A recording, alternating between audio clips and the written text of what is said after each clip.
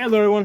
One of my viewers asked me to do a video on electronic ear protection. Okay, and I've done videos on this before, but I think it would be a good opportunity to do a new video. Okay, so there's two types I have used. I've used these Amazon ones, these Zohans. I think they've been sold under a couple of different names, and they're okay. I use these more as loaners that I give them out to people. I use these Peltors. These Peltors are really good, and they're not expensive.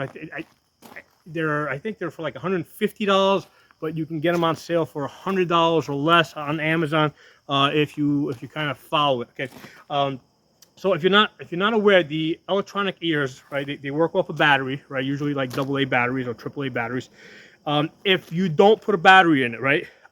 They work like normal earmuffs. Okay, so they don't need batteries. They don't need to be turned on in order to function like normal earmuffs. Okay, but when you do turn them on, okay, what happens is there's a microphone on the outside, and then there's a speaker on the inside. Okay, so when you put these on, like you can actually hear better than normal because there's a mic on the outside, speaker on the inside. There's a volume control. You can make it louder than normal. Okay, so you can actually, like out here in the woods, you can actually increase your hearing a tiny little bit, right? So I forgot to explain to you guys the most important part, that when the electronic earmuffs are turned on, okay, what happens is you can hear normal, okay, and you can adjust the volume up and down, so you can increase the sound or decrease the sound. But if a really loud sound occurs, like gunfire, hammer hitting an anvil, or even if you're like just clapping really hard, it basically lowers the sound. Okay, so it kind of muffles it down. It reduces the sound that comes through. Okay, so you can hear normal, and then when a loud sound comes through, it like cuts it off, and then it comes back on. So now these are excellent because they also have Bluetooth, and they will connect to my cell phone. Okay, because a lot of times when I got earmuffs on, people are shooting. If my phone's ringing, I cannot hear, or if I'm blacksmithing, I can't. If I have regular earmuffs, I can't hear my phone ring. With the Bluetooth connection, I can actually hear my phone ring. And then there's a button here on the side that says, basically has a B for Bluetooth. And what I do is I can tap on that, and now I don't even have to take my phone out of my pocket. Okay, so I can, because this has a built-in speaker, it has a built-in microphone. Without taking my phone out of my pocket, without touching anything on my phone, I can hit the B over here. Right? I can kind of reach up and feel for it, hit the B, and I can talk on the phone. Okay, so I could be doing this while doing other things. So initially, I kind of poo-pooed it. In fact, I had originally bought 2 sets of these. Okay, intending to use one, at the range, and basically at my office, which is the range, and intending to use one at my house. A lot of times when I'm on the tractor, whether I'm snow plowing or grass cutting or doing other stuff, right? If I'm on a tractor and my phone's ringing, I can't hear it. So if I got these on and the electronics is on, I can hear my phone ring while I'm on a tractor. I can hit the B button, and usually I can kind of get a conversation started. Sometimes on a tractor it doesn't work so well because there's still a lot of noise. So a lot of times I just have to shut off the engine. But you will definitely hear the phone ring, and at the press of the button, you can connect to your phone, right, without touching your phone. And at the very least, you can tell somebody, hey, hold on for a second while I turn off the engine here so we can talk. Okay, so that's a major convenience. So I have bought 2 of them, one with the Bluetooth, and one without the Bluetooth, which was a little bit cheaper, right? And having had both of them, within a week, I returned to Amazon the one without the Bluetooth, and I've got 2 of these Peltors with the Bluetooth. Okay, and again, it's a great convenience. You can hear the phone ring, you can talk to people, you can hear things. Now, aside from the convenience part, right? It's also in a self-defense type of situation. Basically, you want to have electronic earmuffs, and you want to keep them basically near your gun. Okay, wherever you keep your gun, or in this, definitely in the safe. You want to have this. Now, a lot of times say, hey, self-defense type of situation, you don't got time to go, get ear protection. You don't have time to put it on. Listen, if you've got time to go to the safe and get your gun, you got time to throw these things on. It will actually increase your capability, right? Because in order to be effective in self-defense, you need to be able to hear stuff and see stuff. So in my safe, I also keep a pair of goggles. Throw on the goggles, throw on the ears, grab my gun. Now, obviously, in a type of situation where I don't have time to go to a safe and I'm just using my everyday carry, yeah, that's the type of situation where obviously now you're not going to have ear protection, okay? But if you hear the door getting broken through, right, and it's a situation where you've got time to go to your safe to get your AR-15, right, because you think there's something major going down, okay? If you've got time to go to the safe to get your AR, load a magazine, chamber it, okay? That's probably going to take longer than throwing on a pair of goggles and throwing on a pair of earmuffs. Even if, because sometimes it can take a little bit of time to find the button to turn these on. At the very least, I would throw them, throw the glass out, throw these on, sling the rifle, and then while I'm walking, I would push and hold in the button to turn these on, or as I'm getting into position, or if anything, if you really think that you need to hear, you put them on the top of your head, you get into your position, turn them on before you cover your ears, because again, your ability to hear and see is a major component of your combat effectiveness. Okay, and what's going to happen is if there's loud gunfire, especially indoors where the sound is going to echo back, and it is going to render you temporarily deaf or half deaf. Okay, you're not going to be able to, first of all, hear other family members.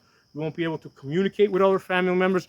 Other family members won't be able to communicate with you, and that can be really, really important because ideally you would want somebody by the window telling you, hey, the police just pulled up, okay? Or if you don't have another person to tell you that the police just pulled up, when the police come, we assume here that you've called 911 at some point, right? At your earliest convenience, in this type of situation, whether it's before you go to your gun or after, right? Or before you go to your trigger or after, you've had it, you've called 911 at some point, police are on their way to the house. You don't know if there's more intruders in the house, or you don't know if police are coming through the house. So when the police come through the house or coming through the house, they're going to identify themselves. Probably in some faraway room, maybe on a different floor than you're on. And if you don't have full use of your ears, you're not going to hear them announce themselves as police.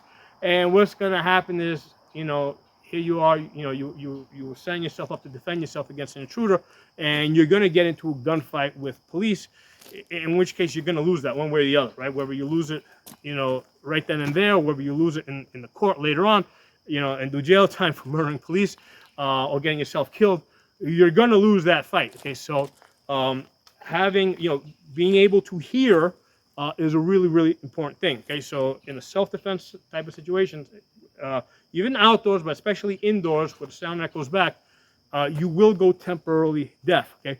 And a lot of people will say, hey, but now I got a suppressor on my gun, etc. But hey, listen, the guy that you're having a gunfight with on the other side of the room with you, or the other person that's coming through the room, okay, then they may not have a suppressor on their gun, okay? So their gun is going to render you hearing impaired, okay? So again, you're not going to be able to hear if there's other bad guys coming up behind this guy, or if there's police coming in and announcing themselves. You need to be able to hear, okay? So that's that's really important, right? For years, I've been hearing people say, hey, in a self-defense type of situation, you're not going to have time to get eye protection and ear protection. And if you don't, that puts you at a disadvantage, okay? Ideally, you want a situation that you put this stuff in a place where you have every opportunity to get to your eye and ear protection, okay? So like I said, yeah, I use these Peltors when I'm, when I'm shooting. I use them when I'm blacksmithing, especially the way I've got this set up, right? where I got my anvil in here. I got a bucket on the bottom over here, right? And then this bucket is pushing down on that, so that creates a fairly steady platform. Now I got this metal on top, and I'm hammering on it. So this is a really stable anvil here, right? It's a giant, probably like almost 500 pounds of anvil here, right? But what happens is the way this is shaped, this basically, funnels the sound right at me, like, so even if I didn't have that situation, anvils can damage your ears, but in this particular case, it can cause damage to my ears even faster, okay? So yeah, always wear ear protection. Ear damage is cumulative, okay? Eardrums do not repair themselves. Your eardrums are basically elastic, so if you ever looked at it, basically it's like a rubber band. Every time there's a really loud sound, that the rubber band, right, or the rubber on a drum gets stretched, okay? So if rubber is overstretched, right, or anything elastic is overstretched, at some point it starts failing, okay? It doesn't come back to where it's supposed to be. So what happens is every time you hear a really, really, really loud sound, your eardrums are stretched, and just like an old rubber band that's been overstretched, they get damaged. Eardrums do not repair themselves. Eardrums do not get tougher, okay? You don't get tougher, you get deafer. That's how it works with eardrums. So that's something I've always taken very seriously. I've never been, I've never tried to be a macho man about protecting my eyes and my ears. Okay, never tried to be anything like that. I do this like every day. Okay, every day I'm either shooting or I'm hammering. Okay, I do this stuff every day. So especially in my case, I cannot afford to lose my ears or damage my ears. Okay, so I'm 53 years old and I got pretty damn good ears because I've been protecting them all my life. Okay, so. Yeah, definitely recommend these Peltors. I mean, I don't get paid by these guys. I've got the so by 3M. Yeah, I got no affiliation. I don't have like a discount or a coupon code or anything to give to you guys. But they are very useful. They're very affordable, and I very much recommend them. And like I said, get the Bluetooth version because it's worth it. If you use a cell phone and you use earmuffs, you're going to want to use the two together, right? And it's not just people calling in that comes over this, but if you're playing like a YouTube video or something like that, so a lot of times I'll listen to YouTube or something while I'm doing some work, it will come over this, right, through the speakers. So this is like excellent. Okay? So like I said, I'm sure there are other companies out there. These two are just the two that I happen to have tried. So I got these green ones, the Zohans. Sold under a couple of different names on Amazon. Yeah, they're decent. These, I think these are $25. These are $100 or thereabout for the extra money. You're definitely getting that extra value. And I'm all about finding the cheapest way to do stuff. Okay, I mean, if you look over here, I got like a makeshift anvil. Okay, so I will find the cheapest way to get things done. Okay, but in this case. Yeah, there's a payoff with this. Okay, so drop some comments. Let me know what you guys think, and I'll talk to you soon. Oh, let me show you guys this beautiful top spike that I crafted today. So this is going to go on top of this goes basically on top of a poleaxe, or you could make you could go in the front of a spear. So these are called langets. So this is going to come down. This sits on top of a pole, and you do cutty, stabby stuff to people with it. So fun stuff here. So yeah, I crafted this today. Right there in that anvil.